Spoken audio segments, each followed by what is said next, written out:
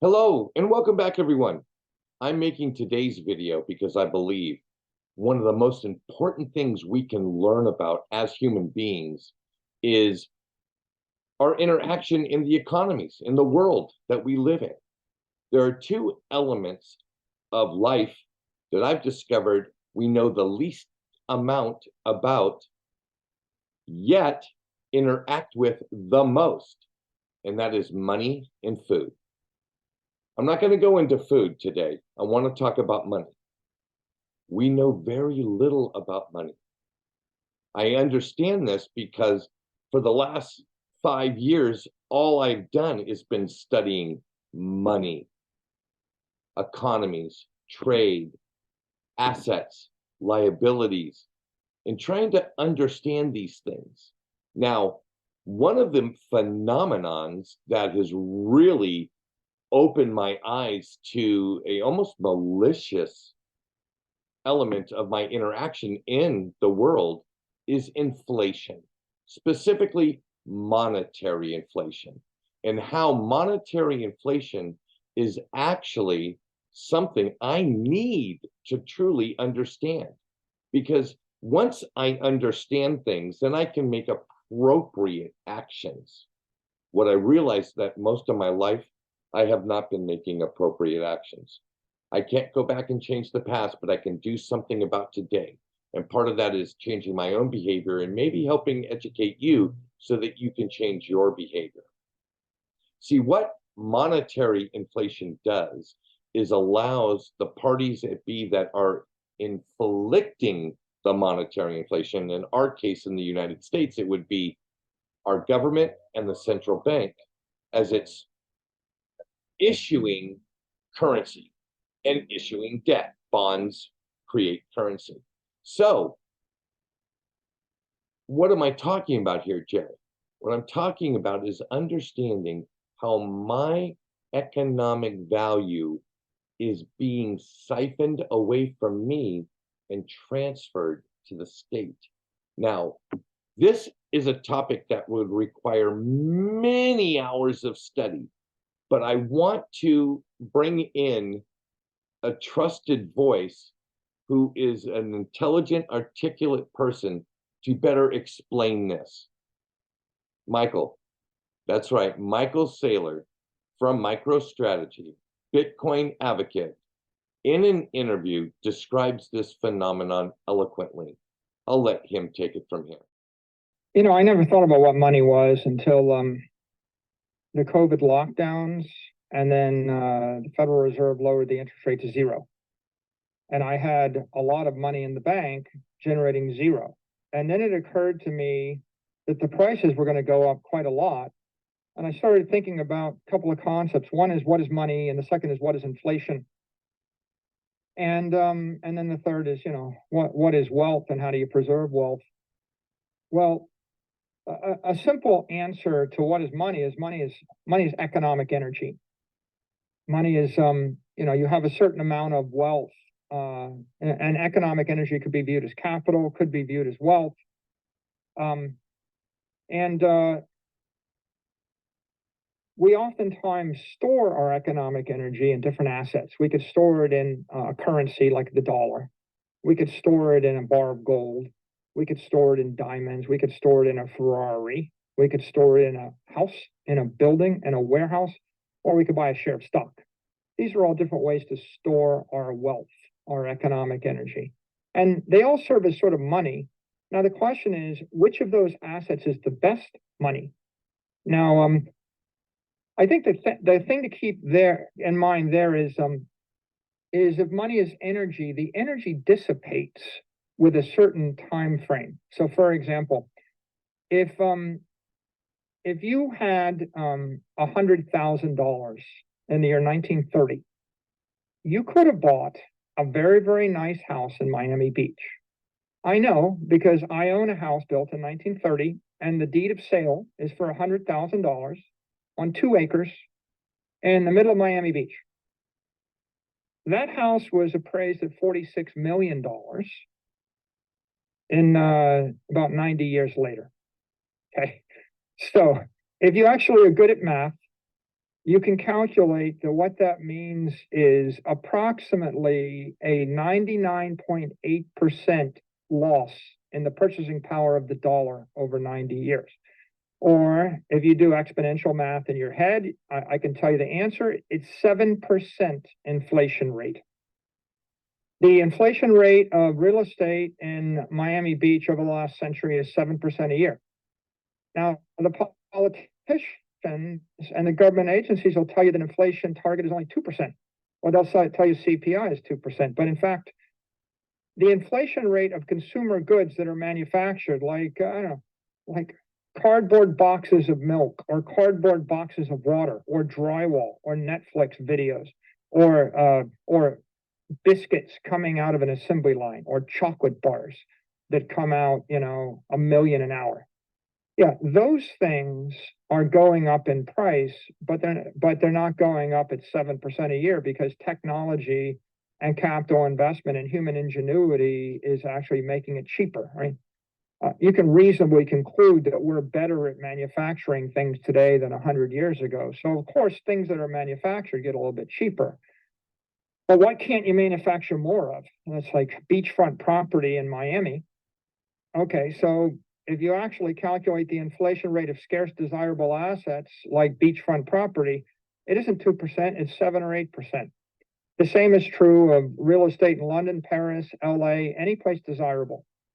It turns out the inflation rate of the S&P index of a scarce desirable company, one of the 500 best run companies in the United States, that's also 7%. Right? The government would tell you that's not inflation, that's just that's asset appreciation. They'll say, good for you. Homeowners' values of their homes went up 7% this year, and the value of your stock went up by 7% this year. But what they're missing is that the average person's salary isn't going up by 7%. So it gets harder and harder and harder for people to buy scarce, desirable things. I think once I got into this business, I realized that the dollar is not a good monetary instrument, because it loses 7% of its purchasing power a year. But foreign currencies, like the peso or the lira or something, they lose 14% or more of their purchasing power every year. They're even worse. Now, if you're an engineer, you think in terms of half-life. The question is, what's the half-life of your money? Like, what's the half-life of your economic energy? When the inflation rate of the dollar is 7%, it means that every 10 years you lose half your wealth. When the inflation rate is 14%, it means every 5 years you lose half your wealth. Gold has an inflation rate of 2%. It turns out the gold miners create 2% more gold every year. That means every 35 years, you lose half your wealth. So the half-life of money in each of those instruments, each of those assets, ranges from a couple of years in a commodity to 10 years in the world reserve currency to 35 years in the dollar. Now, what's the half-life of money in Bitcoin? See, Bitcoin is designed to go asymptotically to 21 million. So in fact, the inflation rate of Bitcoin over the next 100 years is effectively nothing. Like, we've got 19.5 million Bitcoin now, and we'll have 21 million in 100 years. So you're going to get another few percent over the course of 100 years, and then you're going to get nothing more for all of eternity. So if you think about it like that, you realize that the half-life of your money in the right crypto asset in this Bitcoin network is in essence infinite, which makes the money immortal. Now, think about the implications of having a half-life of 100,000 years or 1,000,000 years or forever. When the half-life is forever, the money is immortal. That means your economic energy doesn't dissipate. When the money is being debased, you're in essence draining the economic energy out of the currency. You're bleeding every company. Now, if I raise the supply of dollars 7% a year for 100 years, any corporation that's valued based on cash flows has to grow its cash flows more than 7% a year in order to maintain its value constant. If you're growing at 3% a year and the money supply is growing at 7.5% a year, over the course of 100 years, $1 million company is only worth $30,000. So you're getting destroyed because you have a negative 3.5% real yield. If you actually have a stock and you want the stock to hold value and your value based on cash flows, your cash flows have to grow faster than the monetary inflation rate. Now, bear with me. What happens when the monetary inflation rate goes to 14%? You have to grow at 20%. What happens when it grows to 20%? You have to grow at 30%. How many companies can grow their cash flows 20% a year for 20 years in a row? Well, since the beginning of the year, the S&P 500 is up about 11%. 7 companies in the S&P 500 account for 52% gain. Companies have 1.5% of all the companies are all the gain. And that's because if you're not a digital monopoly, right? If you're not a monopoly with the ability to create a product with no variable cost, you can't keep up with the inflation rate. Now, which companies can actually create products with no variable cost? They're monopolies, right? Big tech, right? So they sort of do okay. Now, what's the other organization that can create money with no variable cost that's a monopoly? The central bank, the Federal Reserve, right? They can create $1 trillion of dollars that cost nothing, that are worth $1 trillion. Now they sell that into $50 trillion economy, so they kind of they debase everybody by 2% or something, right? But that means that they created $1 trillion that are worth 99% of what $1 trillion were worth a year ago. It's pretty good business for them if you have the world reserve currency. But what this means in the economy is the only companies that will actually last for generations are companies where the majority of the balance sheet is denominated as scarce desirable property, right? So if you think about all the rich families, the ones whose grandfather bought city blocks in the middle of Manhattan, or they own buildings in London, right? Or they own the New England Patriots. If you own a piece of intellectual property or real estate property, if you own $1 billion worth of buildings on January 1st, and the bankers are going to print 10% more money, or 10% more currency to be precise, then you can expect that your $1 billion building will be worth 1.1 billion at the end of the year with you doing nothing. And if you have a company which generates $1 billion of cash flow by being a restaurant or a hotel chain or a dry cleaner or sweeping the streets or manufacturing plastic straws or operating cruise ships, that company is going to have to generate 10% more cash flow, $100 million additional cash flow in order to be worth the same amount as they were on the first day of the year. So you see how pernicious this is, right? It's very unfair to property poor, operations rich. Like the working class suffers, whether it's a working class company or just a working class person. The doctor that makes $200,000 a year has to make 10% more after tax next year to be worth the same as they were last year. So the working class suffers, the working class companies suffer. The property class, they sort of benefit if you just own stuff, right? Wall Street, you just own things. You don't do anything. You just own stuff. And then the question of how well you do is a function of the quality of the stuff you own. So if you own scarce desirable property, the best is probably high quality luxury real estate or commercial real estate that everybody wants. You kind of barely keep up with inflation. You might get 1 or 2% more than inflation, maybe. If you own the S&P index, you just kind of keep up with inflation. It's the same. 7% inflation, 7% S&P return. If you own bond portfolios, you're going to lose half your stuff, right? Your yield is negative 3% a year. You lose 3% of everything you own every year, at best, maybe faster. So Bitcoin represents something special because it's sound money, which means,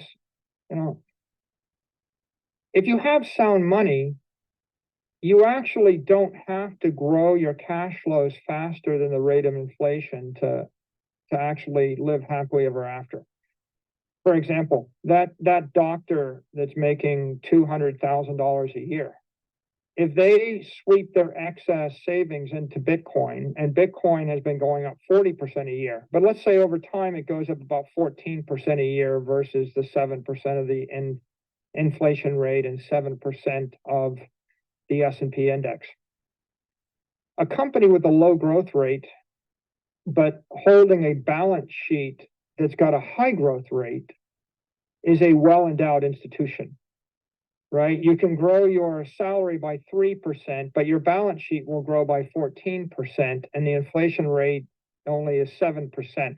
So you actually get ahead of the curve by investing in something which is a higher quality asset than all the other assets, right? And that means over time you can sort of just be a doctor and go about your trade, and or a restaurant owner or something, and you just don't get squeezed out of existence. So there's something nice about that. So now that we've heard from Michael, obviously there's a lot to unpack there, and so the object or goal of this video is to bring to your attention the importance that you start to understand what's happening. Do you want your family to flourish generation after generation, or do you want to slowly transfer everything that you and your family from now until eternity work for? You want to transfer that to the state, to the country, to the government that you live in? I don't think so. So I am encouraging you folks, all of you, if you want to do yourself and your families a favor, understand inflation, truly understand it. And if you want to do your children a favor, teach them about compounding interest. All right, folks, until next time, thank you. Pura vida.